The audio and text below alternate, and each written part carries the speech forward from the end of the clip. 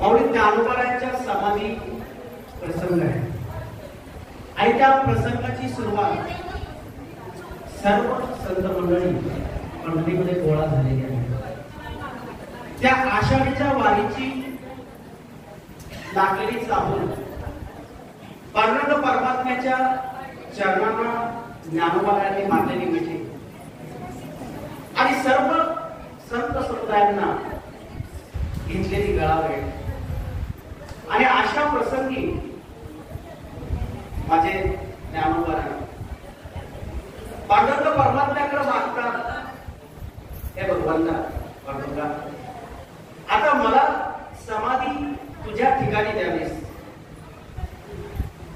अचानक घेतलेला निर्णय, अचानक मुखातून प्रगट झालेलं ते वाक्य ऐकल्यानंतर सर्व संत मंडळी जागच्या जागीच दुःखानं अंग टाकून देऊन लोळायला लागले.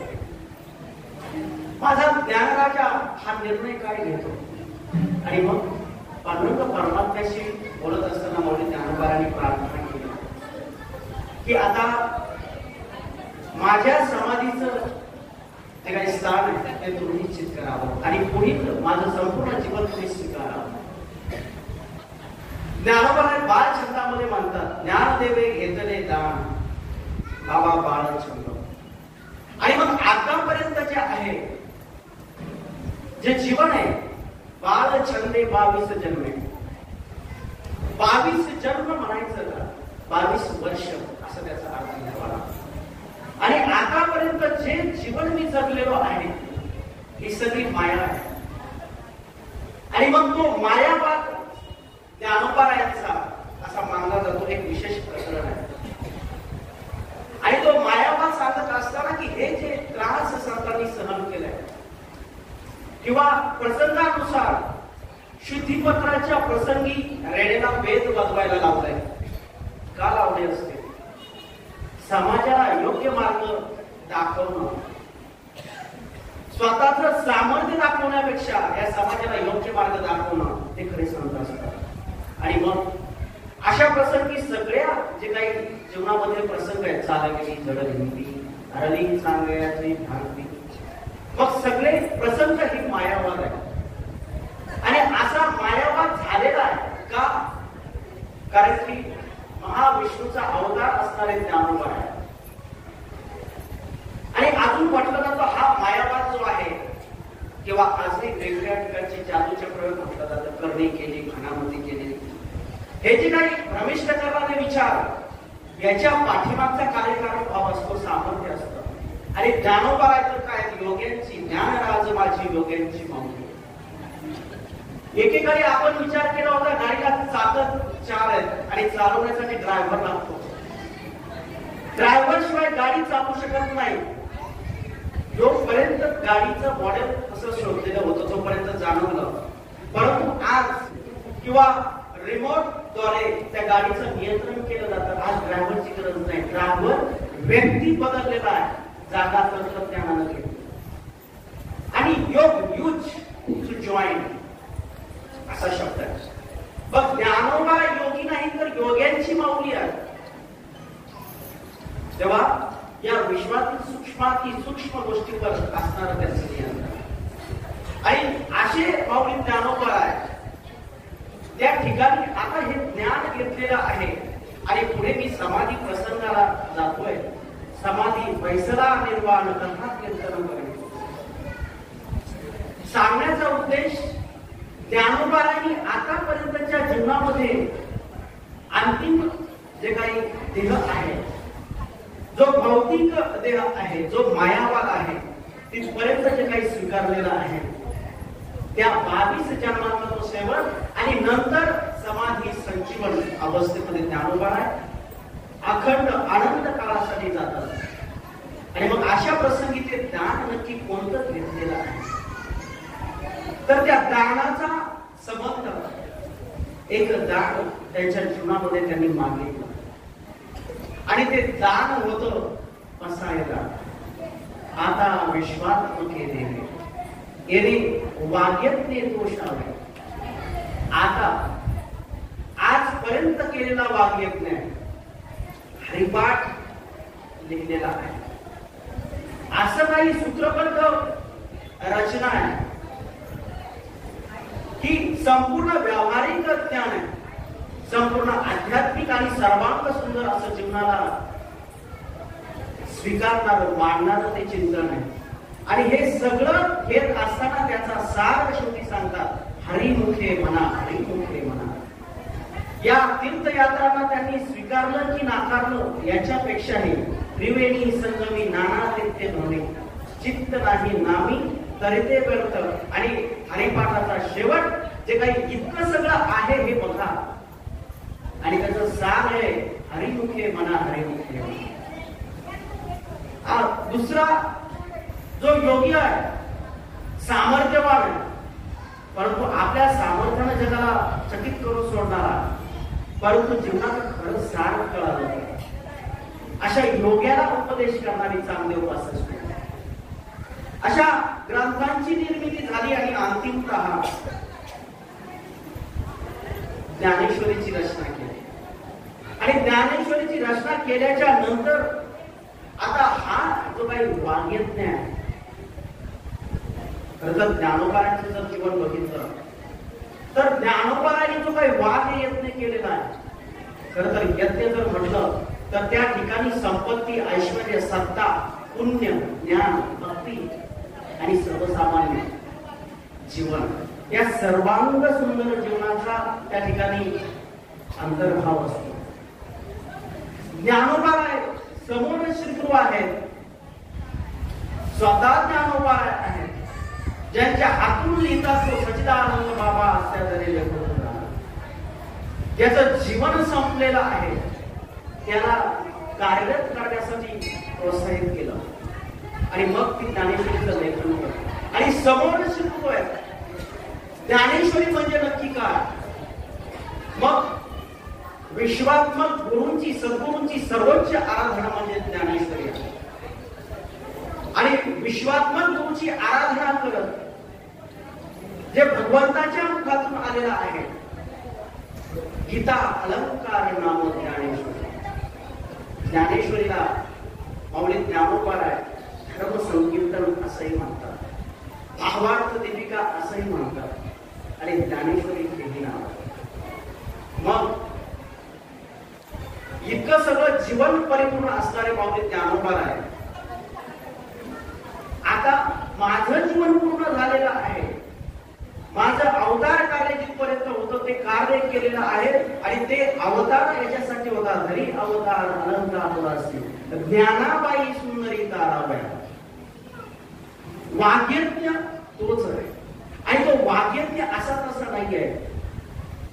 तर माऊली ज्ञानोबा सांगतो तो वाग्यज्ञाचं स्वरूप, ती अक्षरे नवती देखा, ती अक्षरे नवती देखा, ब्रह्म साम्राज्य दीपिका.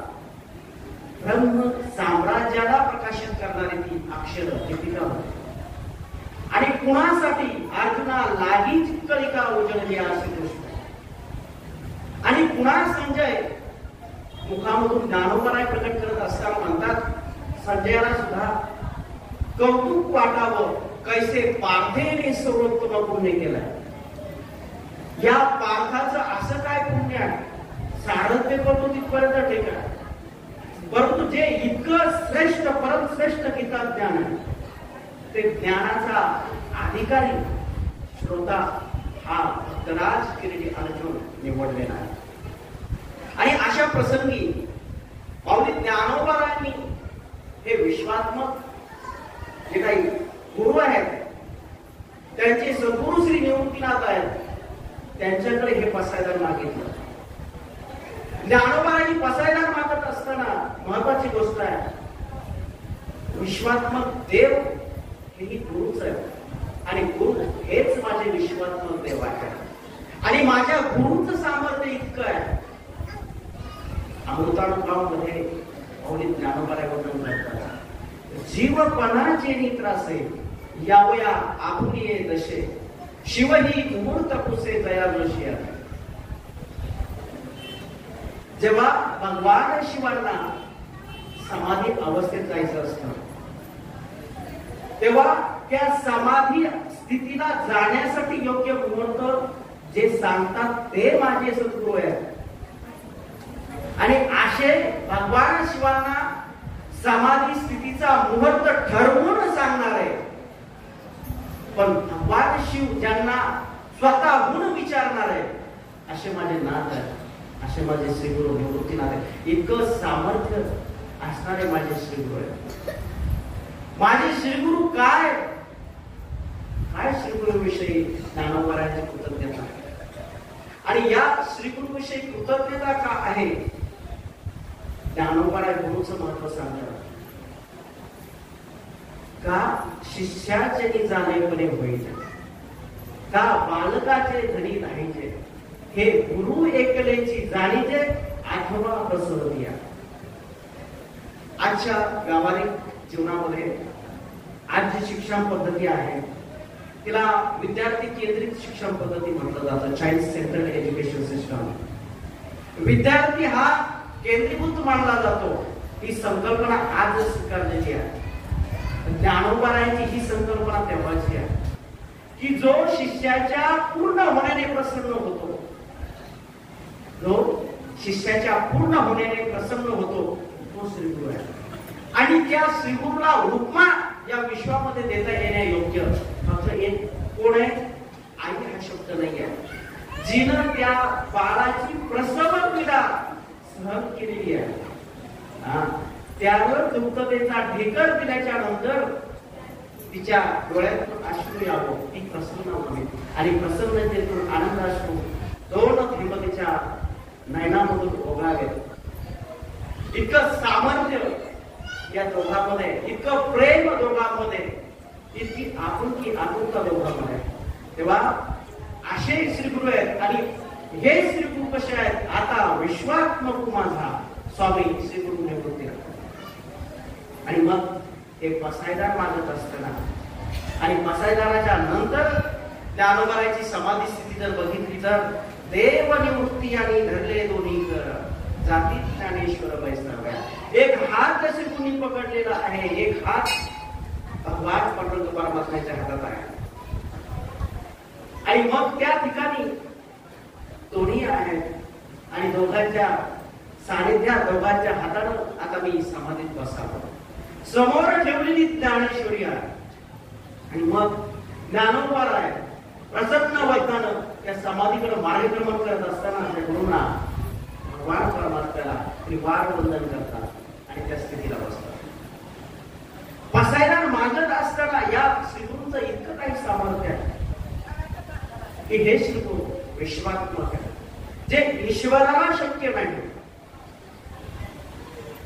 ते माझे श्रीगुरु करतात. त्यांच्याकडे सामर्थ्य आहे. हे सगळं जाणल्याच्या नंतर ज्ञानोबाला आहे. तुम्हाला माहिती असण्यासाठी सांगतो. कैसा व्यासाचा मागोवा घेतो, भाष्यकारा देवाडू बसवतो. साहित्य संस्कृती सगळ्यांचा अभ्यास ज्ञानोबारांचा आहे. सगळ्या दर्शनशास्त्रांचा मागोवा घेत, सगळ्यांना योग्य सन्मान देत, सगळं दर्शनशास्त्र जाणून घेत माऊली ज्ञानोबारांचं गणपतीचं वर्णन बघा. 18 दशपुराणे तीच मणी भूषण आहे. सगळं बघा.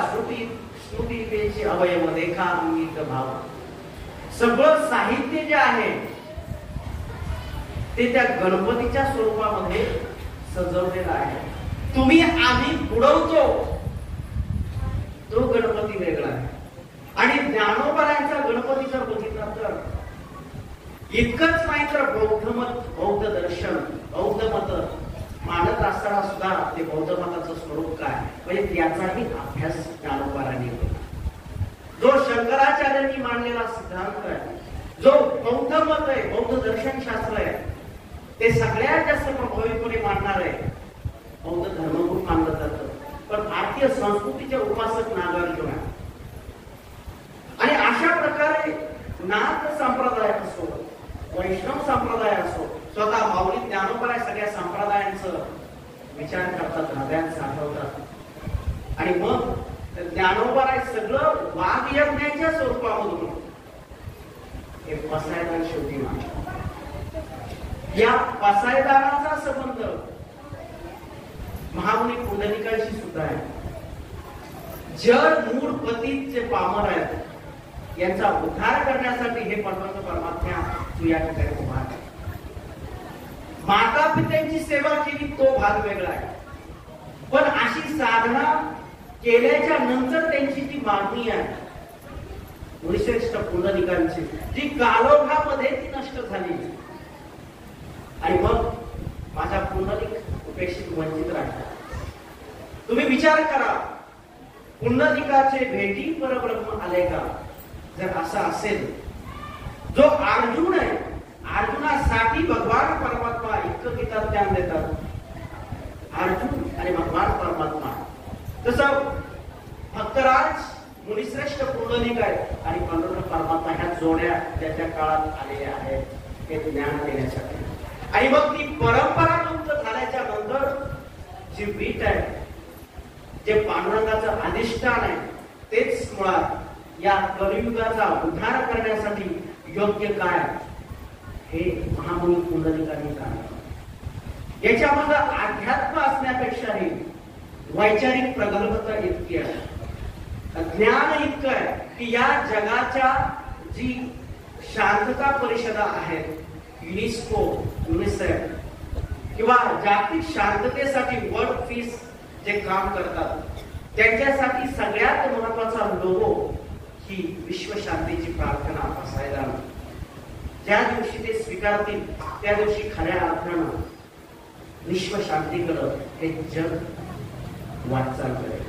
कारण ज्ञानोबा काय सांगतात, हे वाग्यज्ञ सगळ्यांच्या कल्याणासाठी जे आहे, त्या वाग्यज्ञानं तुम्ही प्रसन्न व्हावं. तुम्ही प्रसन्न झाल्याच्या नंतर तोषोनी मत द्यावे बसाय दान हे, आणि ते हे आहे ते पुढे आहे. मग माऊली ज्ञानोबा सगळ्यात प्रथम शब्द वापरतात. आज आपण काल त्याचा अनुभव घेतला, जे खळांची व्यंकटी सांडव तया सत्कर्मी रती वाढव होता परस्परे पडो मैत्र जीवांची. छान असं गाव आहे पहलगाव. काश्मीर खोऱ्यामध्ये सुंदर असं संपूर्ण आहे. नवीन जीवनाची सुरुवात करण्यासाठी फिरायला जाणारे पर्यटक आहेत आणि गोळ्याचा वर्षाव झाल्याच्या नंतर करण्याआधी विचारलं जातं तुम्ही धर्माचे कोणते आहे, आणि यांचं स्वरूप कसं असतं माहिती? ह्या अतिरेक्यांचं, एखादा पुरुष आहे आणि त्या पुरुषाला नाटकात एका 5-10 रुपयांसाठी त्याला ती भूमिका दिली जाते आणि सांगितलं ट्रेनिंग दिली जाते हातमारेकर महिलांप्रमाणे. आणि महिला दिसण्यासाठी तो पुरुष पुरुषच असतो, पण महिला दिसण्यासाठी त्याच्या जीवाचा जो आटापिटा असतो ना, तो असा काही मेकअप थापतो गोबऱ्या थापल्यासारखा, की थापलेल्या मेकअप मुळे लक्षात येतं की ही नक्कीच स्त्री नाही. म्हणजे तुम्ही जे दाखवण्याच्या प्रयत्नामध्ये जे उद्योग करता, ते उद्योग तुम्ही ते नाहीत हे दाखवता. तेव्हा अतिरेकी काय, मूळ धर्म संकल्पना कळालेल्या नाही. बौद्ध धर्म या भारतीय भूमीचा धर्म होता. मग सनातन धर्म नक्की संकल्पना काय होते? एस धर्म एस धम्म सनातन एस धम्मपद आहे बौद्ध साहित्यात. आणि आपणही आपला हिंदू धर्म हा सनातन धर्म आहे. तिकडेही ते नाव आहे, इकडेही हे नाव आहे. मूळ धर्म कोणता आहे?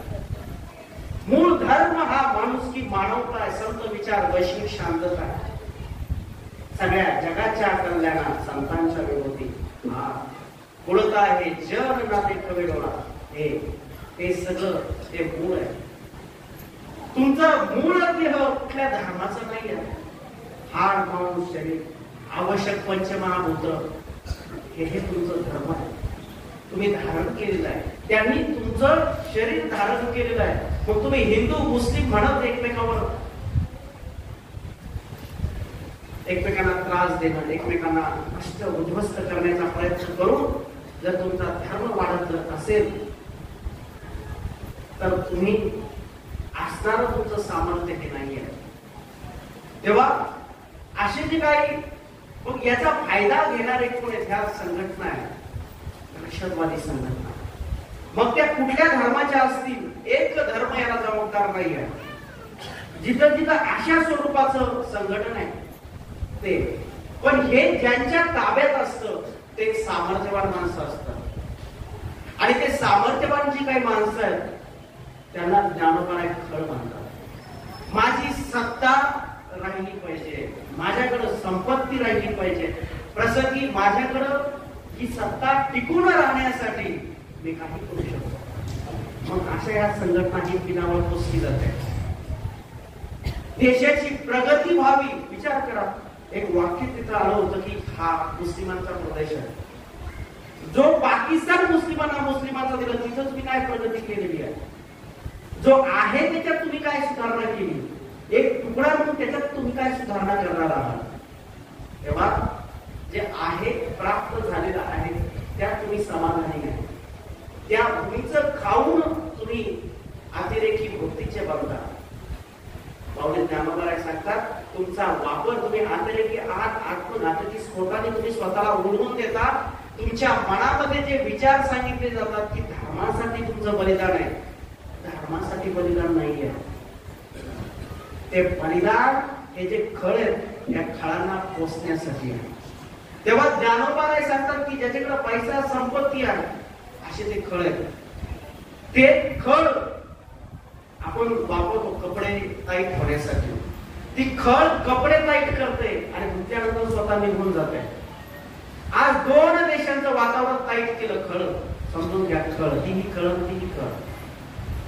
2 देशांमध्ये जे या ठिकाणी उपजीविकेवर असतील तिथे मुस्लिम चांगले माणसं आहेत, पर्यटक बघा कोणता काय घडले आणि मग त्यांचा रोजगार उडाला.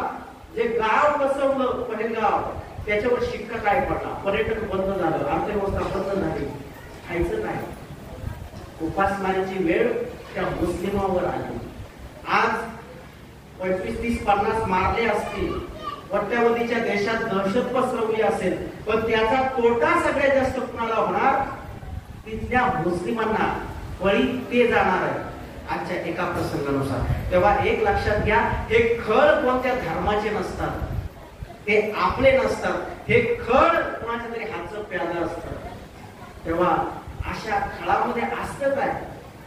तीच बंदूक आहे, त्या ठिकाणी आर्मी आहे, संरक्षणासाठी वापरत आहे आणि तीच बंदूक निष्पाप जीवावर, नवीन जीवनाची सुरुवात करणाऱ्या जीवावरती चालवली जाते. उद्ध्वस्त होणारे ते कुटुंब आहे, उद्ध्वस्त झालेलं ते जीवन आहे आणि इथून पुढच्या काळासाठी दिल्या गेलेल्या वेदना आहेत.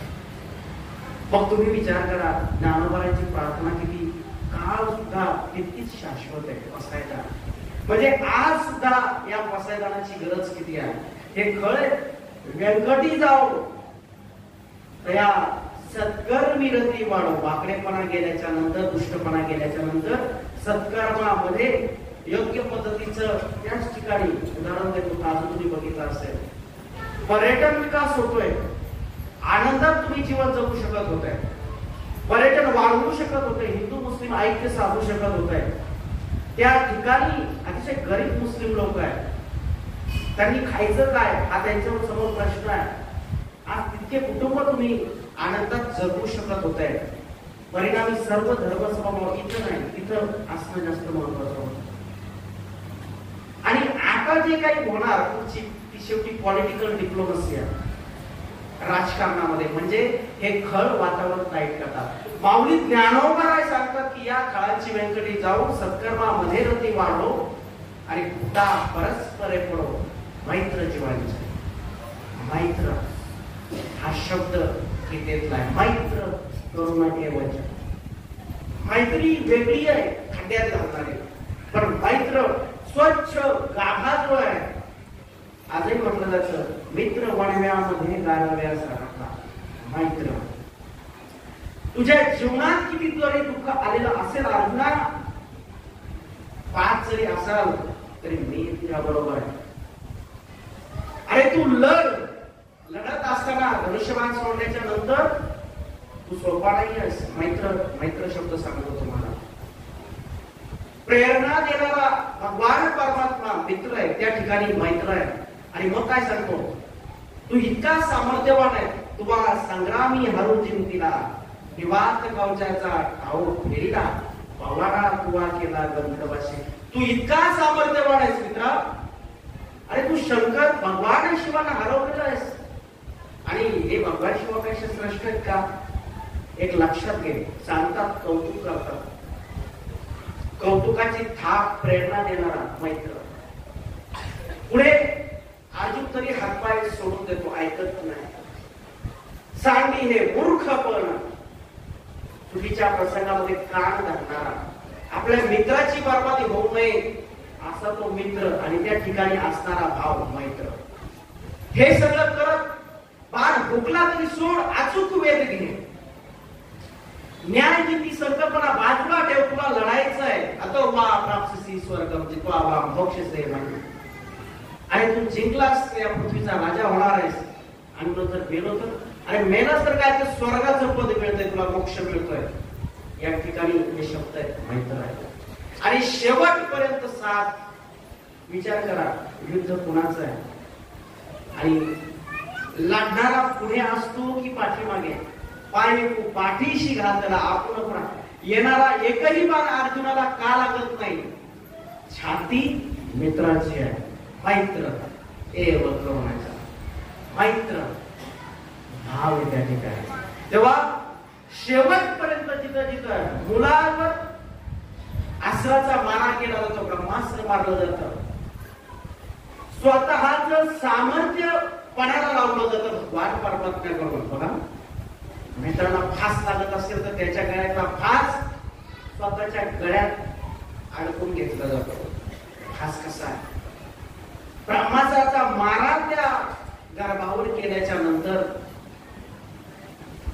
मी जर ब्रह्मचारी असेल, मी एकदाही रणातून भागला नसेल, पळालो नसेल, तर त्या बाळाला जिवंत कर. स्वतःच सामर्थ्य, स्वतःची संपत्ती, स्वतःची इज्जत, मान, प्रतिष्ठा पणाला लावलेली आहे. याला म्हणायचं मैत्र. तेव्हा अशा पद्धतीचे व्यवहार हे तुमच्या आमच्यामध्ये पाहिजेत. मैत्र काय असतं? तुकोबांच्या भाषेत गुणता आहे जन ना देख वेगळा. मैत्र आहे म्हणून कळवळा येत असते. नाही तर तुम्ही गुणत चालले आणि हा हसत चालला, मैत्र नाही आहे. तेव्हा पावली ज्ञानोबाला हे सांगते, हे मैत्र या हितामध्ये प्रत्येक तत्वामध्ये ते असावं. तुमची गाडी योग्य पद्धतीने चालली आहे, योग्य पद्धतीने तुम्हाला योग्य टप्प्यावर पोहोचते मैत्र. तुमच्या प्रगतीसाठी कागलमध्ये IAS ऑफिसर, IPS ऑफिसर साठी UPSC मध्ये त्यांचं अभिनंदन करत आहे. एक धनगर कुटुंबातील व्यक्ती आहे, परीक्षा देऊन अधिकारी झाले. जे मिळाले ते मित्र बघा, खड्ड्यात घालणारे सुद्धा मित्रच असतात. COEP आज मी ते आर्टिकल वाचलं. जे COEP मध्ये आहेत, एक धनगराचा मुलगा आहे, भाषा त्याची वेगळी आहे. मग अशा परिस्थितीमध्ये मित्रा लढ, मित्रा तू लढ, तू योग्य आहेस. ज्याच्याकडे UPSC ची परीक्षा दिली आहे, लढण्यासाठी प्रेरणा देणारा मैत्र. परीक्षा दिल्यानंतर मोबाईल नाहीये, आज कुणाकडे मोबाईल नाही, मोबाईल असणारे जवळजवळ सगळे कामातून जाण्याच्या वाटेवर आहेत. योग्य वापर न करणारे सांगतो, काही चांगला वापर करत असतील तर ते ऑप्शनल आहे. पण मोबाईल नाहीये, निकाल मित्र बघतो आणि हा मेंढ्या सांभाळतो. मैत्र योग्य मार्गावर नेणं हे जीवनामध्ये आपल्या असे मित्र येणं, असं मैत्र निर्माण होणं फार महत्वाचं आहे. नाही तर खच्चीकरण करणारे पण असतात. जा काय काहीतरी बोलले असते, बस तसाच, काय संबंध नाही. एखादा असंही म्हणू शकतो की त्याचा निकाल मी का बघायचा, त्याला काही गरज नाही का, हे नाही का, त्याला मोबाईल घ्यायला काही जड आहे का, काहीतरी म्हणू शकतात. पण त्याची अडचण काय आहे, त्याच्या समस्या काय आहेत हे जाणून घेतलं आणि त्या समस्येवर मला माझ्या पद्धतीनं काय करता येईल. मैत्र होता परस्परे पडो. हे मैत्र काय करतं माहिती आहे? तुम्ही सगळे श्रेष्ठच असता. काय असता? श्रेष्ठच असता. याच्यामधला प्रत्येक व्यक्ती, भारतीय राज्यघटनेनं तरतूद केली, याच्यामधला प्रत्येक व्यक्ती हा माननीय पंतप्रधान पदावर बसवता येतो. तुम्ही ठरवत जा, तुम्ही ठरवल्याबरोबर तुम्हाला पंतप्रधान करता येतं. हा राज्यघटनेचा अधिकार आहे. तुम्ही म्हणाल कसं? अधिकार घटना तरतुदीत अशा मुख्यमंत्री पदावर सुद्धा विराजमान करता येतं. काही काळासाठी भले तुम्ही निवडून आलेले नसले तरी योग्य व्यक्तीला योग्य ठिकाणी संधी देण्याचं काम केलेलं असतं. सांगण्याचा उद्देश आहे आपली मान्यता. आज जर म्हटलं कुणाला पंतप्रधान व्हायचं असा जर प्रश्न विचारला, आता मी विचारतो तुमच्यापैकी कुणाला पंतप्रधान व्हायचं? हात वर करा. आपण एकमेकांकडे बघून हसतो. आपल्याला हे चांगलं माहिती आहे आपण पंतप्रधान होऊच शकत नाही आणि होऊ शकत नाही ही आपली धारणा, आपली मान्यता आपल्याला होऊच देत नाही. सगळ्यात महत्वाची गोष्ट ही आहे, ही सृष्टी, हे विश्व तुमच्या स्वागतासाठी तयार आहे. तुम्ही त्या पद्धतीनं पेश व्हा, त्या पद्धतीनं तुम्ही सामोरे जा. असो बेंडपाळाचा मुलगा असो किंवा कलेक्टरचा असो, कलेक्टर पदाची संधी सगळ्यांना आहे. कितीतरी कलेक्टरचे इकडं तिकडं पडलेले असतील. श्रीमंत लोकांची पोरं बघा न बघण्याच्या स्थितीमध्ये असतील पण. आणि हा कोरोनावर आहे, मारहाणावर आहे आणि तो आज त्या एका जिल्ह्याचा बॉस होतोय. जो जिल्ह्याचा झालेला बॉस आहे त्याचा बाप आता मेंढपाळ नाही आहे, कलेक्टरचा बाप आहे. हे सगळं सामर्थ्य प्रदान कोण करतं? मैत्र होता परस्परे पडो मैत्र जिव्हाळीचं. योग्य व्यक्ती मिळणं, योग्य मित्र मिळणं, अभ्यासाशी मैत्री होणं, त्या परीक्षेच्या प्रेमात पडणं, त्याच्या परीक्षेशी मैत्री होणं, हे मैत्र इतकं श्रेष्ठ. तर ज्ञानोबा पुढे सांगतात की या ठिकाणी दुरितांचे तिमिर जावं. पुढे इथपर्यंत मैत्र श्रेष्ठ आहे. अजून कुठे? दुरितांचे तिमिर जावं, विश्व स्वधर्म सुरे पाव. दुरित आहे त्यांचं तिमिर जावं. ज्ञानोबा वैश्विक विचारसरणी सांगत असताना जर खगोलशास्त्राचा अभ्यास असेल, कृष्ण विवर ही संकल्पना आहे आणि कृष्ण विवराच्या अगदी विरुद्ध अशी संकल्पना आहे ही सोलार सिस्टम, सौर मंडळ. जी प्रकाशित आहेत ती सौर मंडळ आहेत आणि जी प्रकाशापासून दूर गेलेली आहेत ती कृष्ण विवर आहे. आणि ती कृष्ण विवर अशी आहे त्याला डार्क होल असं म्हटलं जातं की तो असा काही भाग आहे की त्याच्यामध्ये कोट्यावधी हे विश्व जे आहे ते सामावू शकतं, गडप होऊ शकतात, लुप्त होऊ शकतात.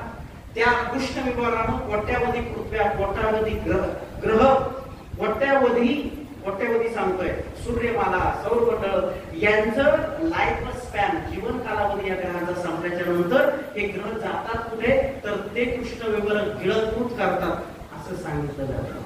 पण तुम्ही सांगा असं हे तिमिर आहे. तिमिर म्हणजे फक्त अंधार नाही, लाईट लावणे की गेला. इतकं डार्क गडद अंधार आहे की ज्याच्यामध्ये गेलं की परत येणं नाही. तुमचं जीवन परत विकसित होतच नाही. इतके तुम्ही बुडता, हात देणाऱ्यांना सुद्धा तुम्ही दिसत नाही, असं तिमिर आहे. तेव्हा ज्ञानोबा गुरुकडे प्रार्थना करतात की दुरितांचं, अशा दुरितांचं ते तिमिर जावं आणि मग ती कोट्यावधी जे काही विश्व त्याच्यात लुप्त झालंय ते प्रकाशमान होत या सूर्याप्रमाणे. आणि मग विश्व स्वधर्म धारयती इति धर्म.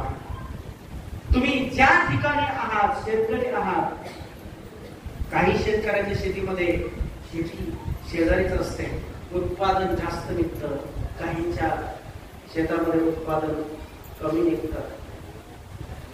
तो शेतकरीच आहे दोघं पण एक शेती सोडून इतर गोष्टींमध्ये अडकलेला असतो आणि हा एकनिष्ठ असतो शेतीशी. म्हणून ती शेती त्याच्यावर प्रसन्न होते, कृपा करते. तुम्ही ज्या क्षेत्रामध्ये आहात त्या क्षेत्राचे शिवाजी व्हा, त्या क्षेत्राचे तुकोबा व्हा, हा संदेश साहित्यिकांनी तज्ञांनी या मातेला दिलेला आहे. 40 वर्षाच्या कालावधीमध्ये असं काही स्वराज्य निर्माण केलं ते आज तागायतच नाही. तर चंद्र सूर्य असेपर्यंत स्वराज्य आहे, तो स्वराज्याचा परमात्मा आहे, स्वाभिमान आहे. असं आपलं जीवन, दिवस काय रात्र काय, आपलं स्वधर्म काय, स्वधर्म निधन श्रेय. आणि इतरांचा धर्म, इतरांचं कर्म जर आपण स्वीकारलं, कुंभारानं ठरवलं शिकवायचं, गाडगी बनवणार कोण, लेकर बाळ खाणार काय, शेतकऱ्यानं ठरवलं आता व्याख्यानात फिरायचं, शेती करणार कोण, कर्मावर आधारित ही सगळी व्यवस्था बनवून जाईल. सगळ्या जगानं ठरवलं ना, चांगली गोष्ट सुद्धा घातक आहे या विश्वाला. सगळ्यांनी ठरवलं, सगळ्या माता मंडळीनं आजपासून संन्यास, मी तपाला मौन करण्याला बसते, घर वैकुंठाला गेल्याशिवाय राहणार नाही. तुम्ही जे करत आहात स्वधर्म आहे, तुम्ही जे कर्म करत आहात ते कर्म, आणि या संतांनी त्या कर्माला आनंदानं स्वीकारलं. कामामध्ये काम, काही म्हणा, प्राप्ती साधना आहे. जनाईनं तुमचं सगळ्याच स्वरूप आता जनाई प्रमाण आहे. आणि त्या पांडुरंग परमात्म्याला मंदिरातून जनाईकडे यावं लागलं. हे सामर्थ्य तुमच्या घरात देव घरा आला, भक्ती सन्माने पूजला. हे जीवन तुमचं आमचं, हे सामर्थ्य तुमचं आमचं देणारं जे आहे ते स्वधर्म, विश्व स्वधर्म सूर्य पाव. पुढे ज्ञानोबा सांगतात, जो जे वांछित तो ते लावो. मला हे असं पाहिजे, काहींना वाटतं शेजाऱ्याचं वाटोळं झालं पाहिजे, आणि आता ज्ञानोबारांनी मागणी मागितली, आशीर्वाद पण देऊन मुक्त झालेले आहेत, चालेल काय? असं नाही. बुद्धीतलं जे काही व्यंकटी आहे, बुद्धीतलं तिमिर आहे, जे वाईट विचार आहे सगळे जावं, सत्कर्मी बुद्धी सत्कर्मयुक्त व्हावी, बुद्धी सत व्हावी. तेव्हा त्या बुद्धीतून येणारे विचार सत होतील, विचाराप्रमाणे आचरण सत होईल.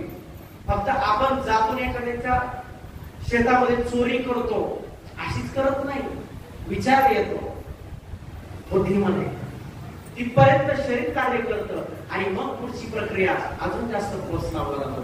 तेव्हा योग्य काम करण्यासाठी सत्कर्मी रती वाढो. आणि पुढे माऊली ज्ञानोबा सांगतात की अशा योग्य बुद्धीच्या माणसाला तो जे वांछित योग्य बुद्धी असेल तर चांगलंच मानणार. काले वर्ष हा पृथ्वी सस्यशालिनी देशाय क्षोभरहिता सज्जना संतु निर्भया. सगळ्यांचं कल्याण हो, भवतु सर्व मंगलम, सगळ्यांचं कल्याण हो. ही जी काय तेरा मंगल मेरा मंगल, ज्यांनी विपश्यना केली असं सबका मंगल होय रे.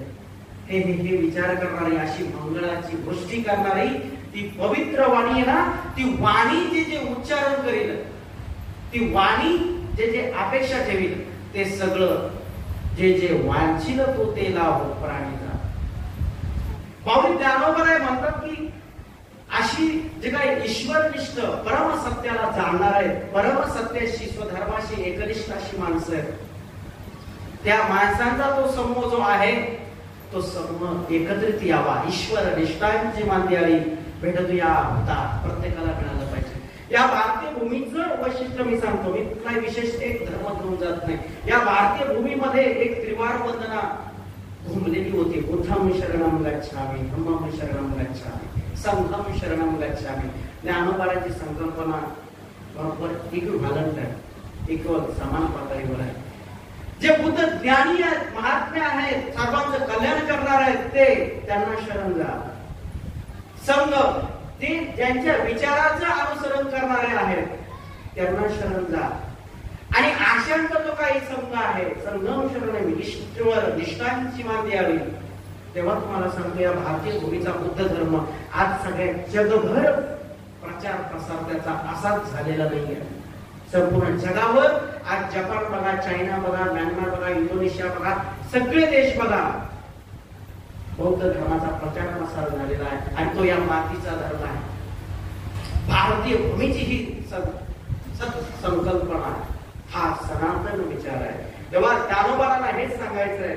आणि मग अशा वेळेला चला कल्प करूनचे आरव, चेतना चिंतामणीचे गाव.